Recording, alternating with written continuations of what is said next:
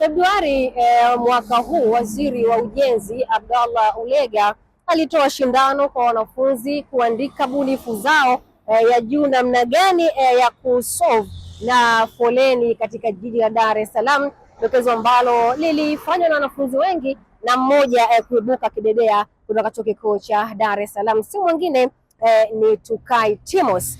Sasa leo nipo na mmoja wa watu ambao wamekuwa na jicho la tatu katika kuangazia changamoto za miundombinu, lakini vile vile kutafuta suluhu ya changamoto hizo, wakati shindano lile likihusisha Dar es Salaam kwa ujumla wake, lakini kwake yeye imekuwa tofauti. Yeye amehusisha ama amejikita katika eneo moja la stendi ama la njia panda ya chuo Ubungo, Dar es Salaam, eneo ambalo linasadikika kuwa na changamoto kubwa ya watu wanaotembea kwa miguu kuvuka kutoka upande mmoja kwenda upande mwingine. Ni suluhu gani ambayo ameionyesha kwenye eneo hilo? Fuatana nami. Na Gamal, awali ningependa kukufahamu Gamal ni nani, na pengine ni mwanafunzi, kama ni mwanafunzi anasoma nini na anasoma wapi? Okay. Kwa majina naitwa Gamaliel Peter Nyanswe, ni mwanachuo mwaka wa 4 Chuo Kikuu cha Dar es Salaam, nasoma civil engineering.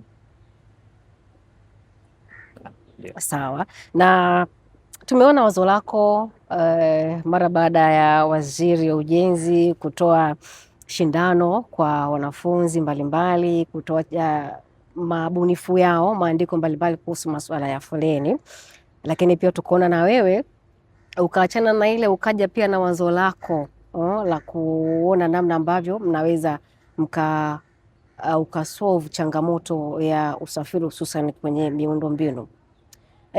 Idea hii ya kutengeneza illustration, kwa maana ile picha mjongeo ya kuonyesha muonekano wa daraja ambalo ungependa lijengwe pale njia panda ya chuo Ubungo, ulitoa wapi? Okay. Awali ya yote, hili wazo la kujenga daraja pale halijaanza baada ya shindano hili au linahusiana na hili shindano. Hapana, ni wazo pekee independent tuseme. Yeah. Kwanza hili wazo limetokea wapi? Nina takribani mwaka mmoja na zaidi tokea nimekuwa na wazo ya kufanya kitu katika eneo hilo, ambayo imeshinikizwa na kama awamu mbili zifuatazo. Moja kabisa, sikumbuki nilikuwa ni exactly mwezi gani, ila ni mwaka jana, miezi ya mwanzoni kabisa kabla ya 5 ya nilishai kuona pale incidents fulani inatokea kwamba watu wanavuka maeneo ambayo ni hatarishi kwao, na asilimia kubwa nikawa najua kwamba wanafahamu kwamba hili ni hatari. Sasa ile incident iliyotokea pale, ambayo ni moja ya vitu ambavyo nilishawahi kuviona vimetokea pale, ilo nisukuma zaidi, ilikuwa ni kuna mama mmoja lika fulani imeenda kama bibi ambeba kikapu, anatoka upande wa pili wa barabara, yani kutokea Mwenge unaelekea mjini sasa Temeke, kutokea Kijazi kwa hiyo ametoka upande wa kule, anavuka sasa barabara kuja upande wa huko. Kwa ukimwangalia ili kidogo ilikuwa inasikitisha na inakupa hofu fulani, mpaka ikanibidi nisimame nione kama atavuka salama. Namna alivyokuwa alivuka barabara ya kwanza, kama unavyofahamu pale ile ni njia yenye barabara kama 8 na zaidi, kwa upana sana. Yani kuna barabara 3 ambazo mbele zinachanua kuwa 4, 2 zitapanda juu ya flyover, 2 zitashuka chini kwenda kwenye mataa kila upande, na pia pamoja kuna barabara 2 pale za mwendokasi zile za katikati. Sasa kile kituo cha yeye kuvuka kutokea huku kwenda upande wa pili, na amebeba kikapu juu, kama sijasahau vizuri alikuwa amebeba kikapu kina miogo hivi, maana pale ukingo wa njia panda ya chuo huku tunapokaa sisi wanafunzi kuna biashara ndogo ndogo, auza miogo, tumbua na vitu kama ambavyo tunatumia sisi kama wanachuo. Sasa namna alivyokuwa alivuka kwa taabu kidogo mpaka alivyokuja kufika katikati juu ya mwendokasi, ni kama nusu safari, bado safari inaendelea. Ndio. Kule kuna safari inapoendelea sasa, ukifikia pale katika maeneo utaona kuna kingo za ile flyover inapopanda. Alafu kuna mstari wa njano, ni eneo dogo sana ambao anapita. Sasa yule ni bi mkubwa amevaa kikapu, akawa anajibana, yani anapita kwa taabu sana. Yani ile nilikuwa naomba Mungu apite salama. Kwa hiyo ni kitu ambacho actually kilinigusa moyo. Haya, kitu cha pili kingine ni kwamba nilivyoona kama kuna kitu nza nikafanya kwenye jamii hii. Maana mimi sio tu kusoma civil engineering na capability zangu, napenda nionekane nimetatua tatizo. Yani napenda jamii ijivunie kwa tunachofundishwa mavyuoni. Tuwe ile nadharia ya kwamba ukimaliza chuo hakuna kinachokusaidia. Sasa mimi ile huwa inaniumiza sana, sababu ninasoma. Sasa unaambiwa na watu kama machosoma kiwasaidii. Sasa mimi nilichosoma kitanisaidiaje? Ndio nikasema kwamba wow, this I can take it as a research. So nikaanza kufanya research kwamba kwa nini watu wanajaribu kuvuka pale juu. Kwa nini watu wanajaribu kuvuka pale juu, ambapo jibu kubwa lilikuwa ni kwamba vituo vya kuvukia viko mbali. Huko mawasiliano kuna takriban mita 350 hadi 400, kule Kijazi kabisa na penyewe kuna ni mbali zaidi. Sasa watu siku zote watafuta shortcut.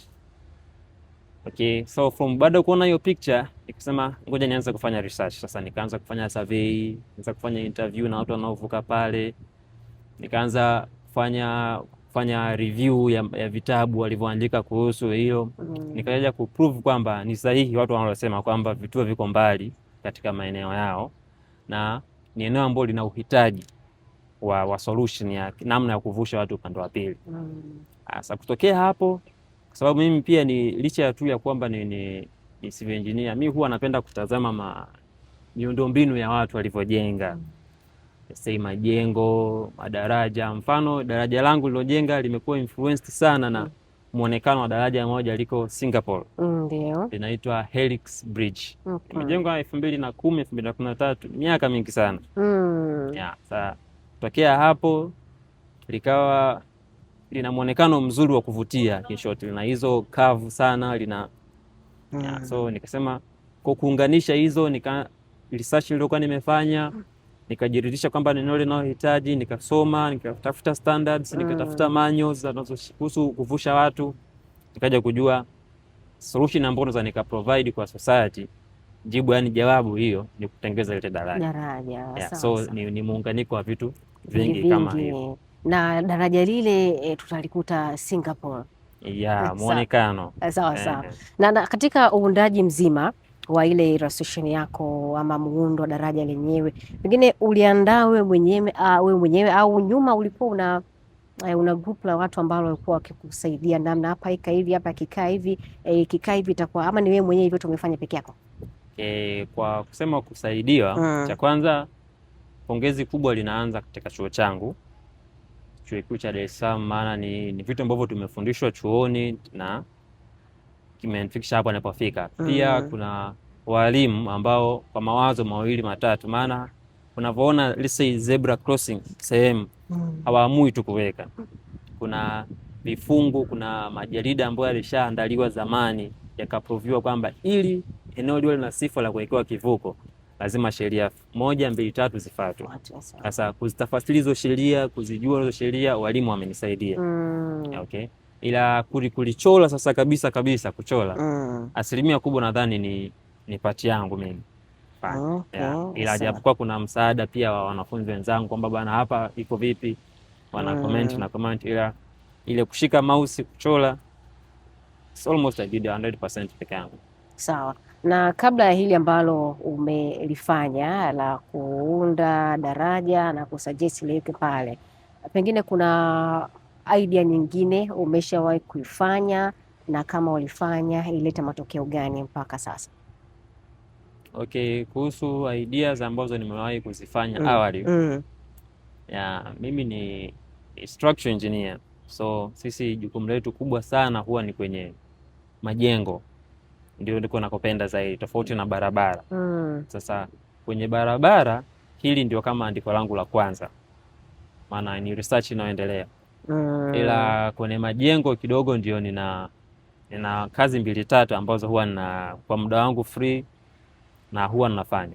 Sawa, kwenye illustration yako, kwa maana ile picha mjongeo ambayo umeiposti pia kwenye mitandao ya kijamii ikionyesha namna ambavyo ungependa daraja hilo lijengwe pale njia panda ya chuo, daraja lile linafanyaje kazi kutatua changamoto hiyo ambayo wewe unaiona ipo pale, na kwa nini isiwe kuwekwa mataa iwe daraja?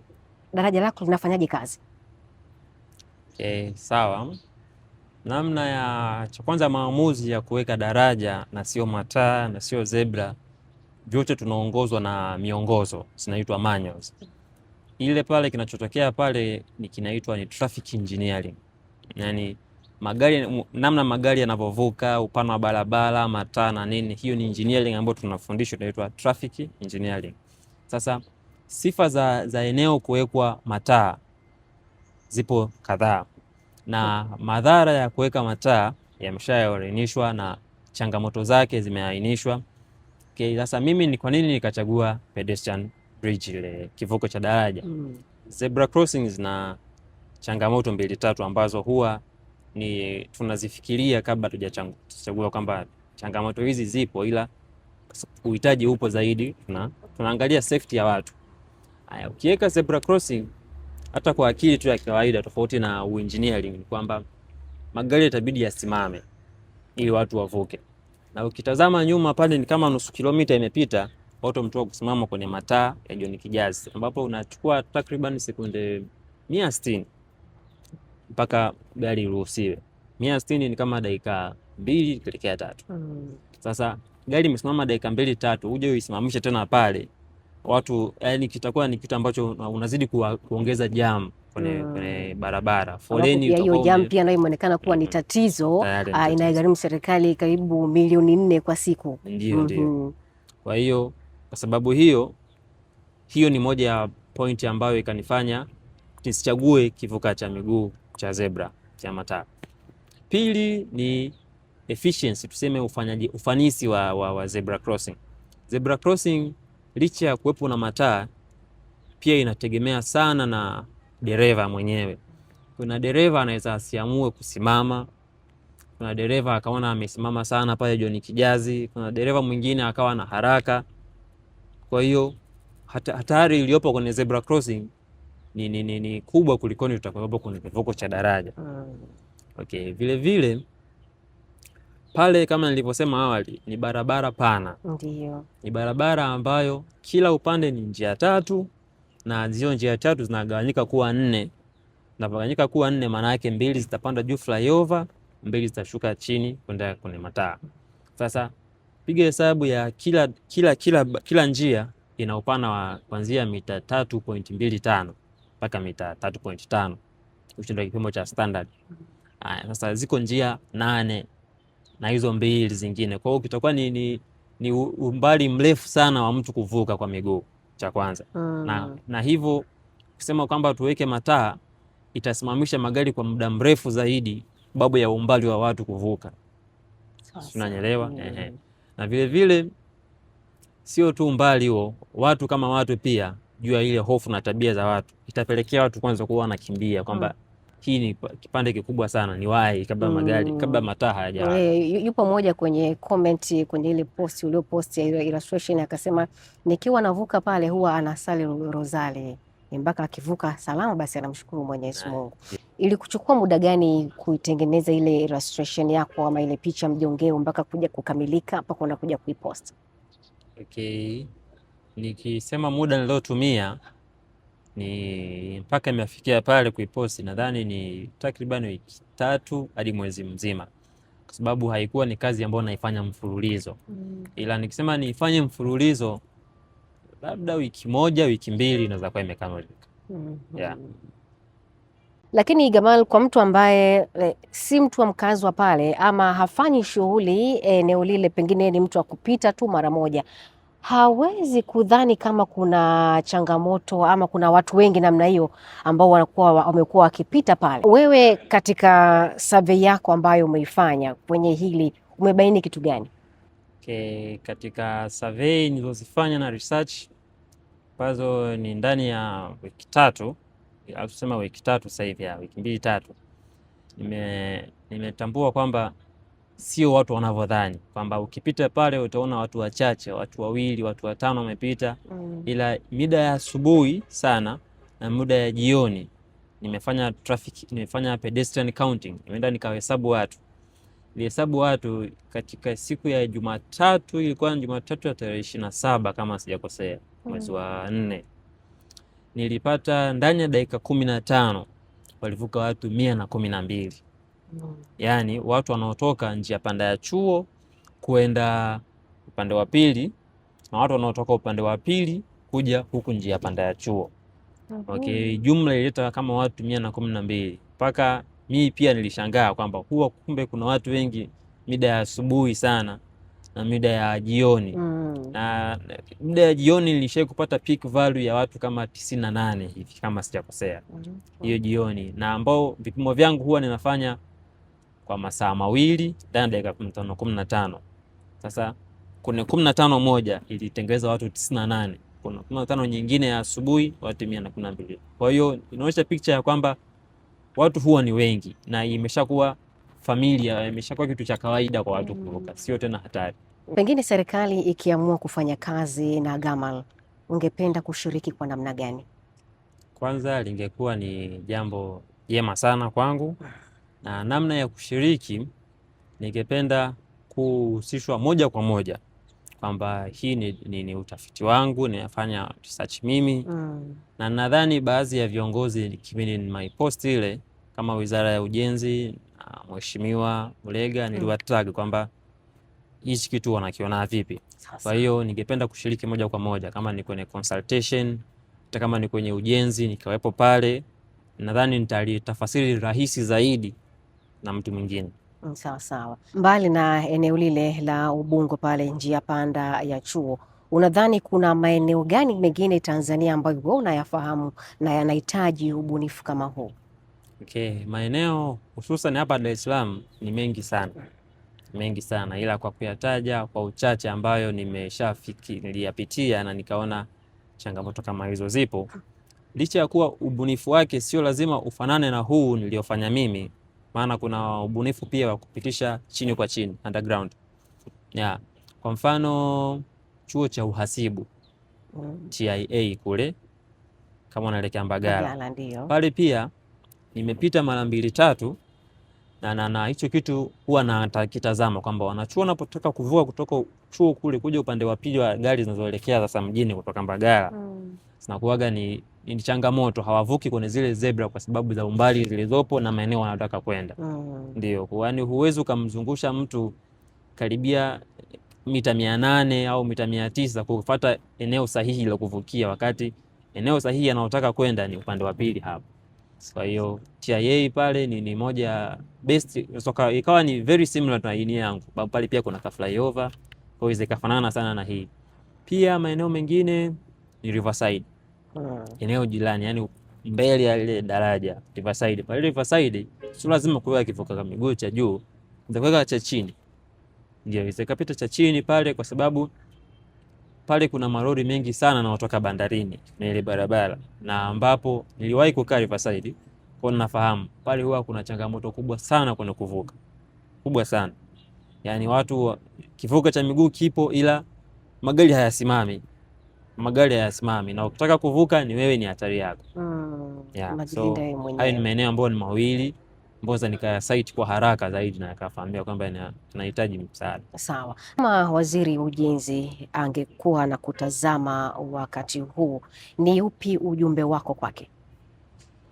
Ningemfikishia ujumbe huu kwamba sisi kama vijana, kwa niaba ya vijana, tuna uwezo wa kutatua changamoto katika jamii yetu na tunashirikiana nao katika utatuzi huo wa changamoto. Wao ni pati ndogo, yani wizara aliyopo yeye let's say na hata watu 500 au watu 1000, huku Tanzania, dunia iliyobaki, Tanzania iliyobaki tuko watu milioni 60 na. Sasa sisi watu milioni 60 zote kwa tuna mawazo bora zaidi ya wao watu 1000. Kwa hiyo tungependa kushirikishwa zaidi kwenye majarida kama hili, na huenda hii wakisupport tunaweza ikajengeka, ikasimama na ikawa ni chocheo kwa vijana wengine, hasa kuwa na kutatua matatizo na kuexpect kwamba serikali inaweza kuyaona namna walivyotatua na ikawaunga mkono. Sawa sawa.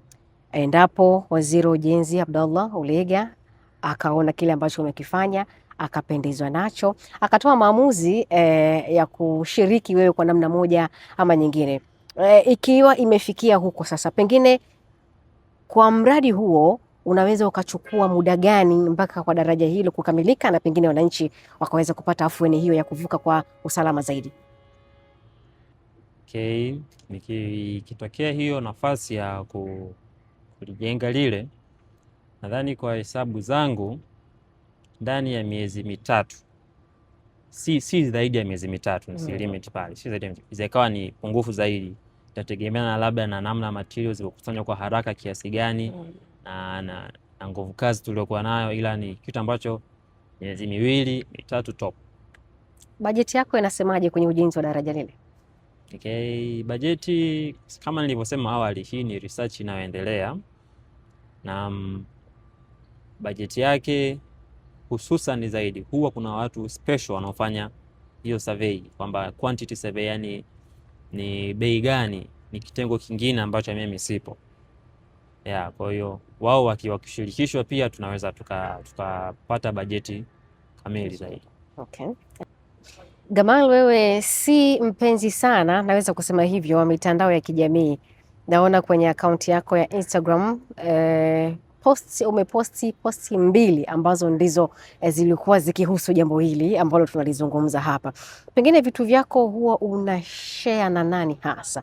Sababu tunajua vijana wengi sasa hivi kila kitu anaposti kwenye mitandao ya kijamii, lakini wewe umekuwa tofauti. Vitu vyako huwa unashare na nani hasa? Kuhusu vitu vyangu, ni kweli mimi sio mtu wa mitandao sana, ila sio kwamba sifanyi. Inafanya ubunifu wa majengo na mambo mengi ambayo washauri wangu wakuu ni familia yangu. Sisi kwenye familia yetu tunajiita parish. Kwenye familia ya parish huwa tuna group la WhatsApp. So a parish kwa maana ya parish, maana yake baba yangu jina yake ni Peter, mama yangu jina ni Restuta. So they made up that tutengeza hiyo parish kwa kutokana na majina yao. Sawa. So nikisema parish, that's what I mean. Sasa kwenye group la familia ya parish huwa ndio washauri wangu wakuu, kwamba kitokea nimechora ramani ya jengo, nimedesign, na huwa nawatumia mle kwenye group, wanatoa mawazo yao kwamba hapa rekebisha, hapa liko sawa. Hata hili daraja nilituma mle kwanza kabla sijaposti mtandao. Nadhani wao wendo wameliona kabla ya watu wote, wao ndio walikuwa watu wa kwanza kuona. Na nilivyoona anza nikanukuu comment moja ya baba yangu, alisema kwamba daraja lako ni zuri, ila mbona umeweka wazungu na sio Afrika? Ila actually ni wale tu ni kudemonstrate namna watu watavyokuwa wanavuka, ni kupata tu ule uhalisia kwamba ni watu, ila race ya mtu kwamba rangi yake haikuwa concern yangu. So nikachukua kama note na mengine mengi. Okay, sawa sawa. Ni takriban mita 500 kutoka kituo cha daladala cha njia panda ya Chuo, kituo ambacho kimekuwa na kadhia za hapa na pale kwa mujibu wa watumiaji wa kituo hicho, kutokana na umbali wa zebra ambayo abiria wanatakiwa kuja kuvuka huku na kwenda upande wa pili kwa ajili ya kupata huduma nyingine. Kituo ambacho kimekuwa kikitumika nadra sana na wachache ambao pengine angalau wamekuwa wakifahamu sheria za barabara, lakini wengi wao wamekuwa wakipita shortcut ambayo shortcut yenyewe imesababisha uharibifu wa miundombinu. Kwa mujibu wa mchoro wa Gamal, mwanafunzi wa mwaka wa 4 anayesomea civil engineering pale Chuo Kikuu cha Dar es Salaam UDSM, hili ndilo eneo ambalo daraja hilo linapaswa kujengwa likipita juu kushuka upande wa pili kwa lengo la kurahisisha uingiliano kati ya watembea kwa miguu na magari, lakini pia kuepuka changamoto mbalimbali ikiwemo kuepusha ajali na vitu kama hivyo. Endapo ikikamilika hii, hebu tuambie, ni kweli wakazi ama watu ambao wanatumia sana eneo hili kama sehemu ya kuvuka kwenda upande mmoja kwenda upande mwingine itakuwa ni suluhu kwao? Wanetu wana enjoy 89.7 Bongo FM Loliondo.